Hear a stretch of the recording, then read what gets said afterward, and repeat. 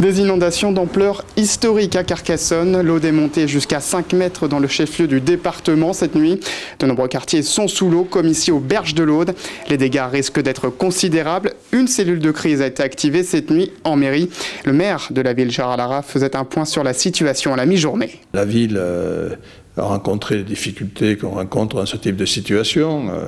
Le fleuve Aude a progressé dans des conditions considérables. Depuis 4 heures du matin, la cellule de crise que nous avons activée est opérationnelle. Nous avons lancé dès 6 heures des messages à la totalité de la population pour indiquer qu'elle devait rester chez elle parce que la situation était particulièrement sérieuse. Bon, là, j'ai fait le tour de la ville. Il y a certains quartiers qui sont inondés, d'autres qui vont l'être peut-être si la crue se développe. On vient de m'annoncer qu'il y a une baisse du niveau de crue, donc c'est de bon augure. Et nous avons fait évacuer certains quartiers, nous avons pris les dispositions qui convenaient pour prévoir les difficultés, notamment dans les établissements accueillant des personnes âgées. Nous avons ouvert un gymnase pour recevoir les personnes qui le souhaiteraient.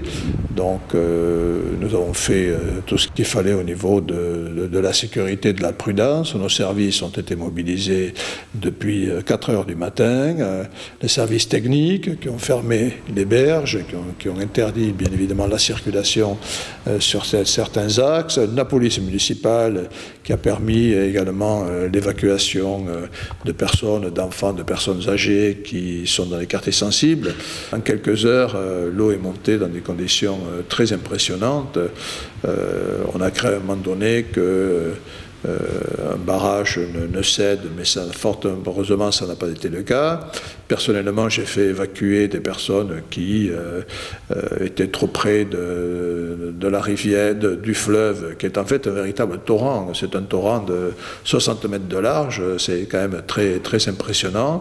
Bon, jusqu'à présent, nous ne déplorons pas de victimes, quelles qu'elles soient.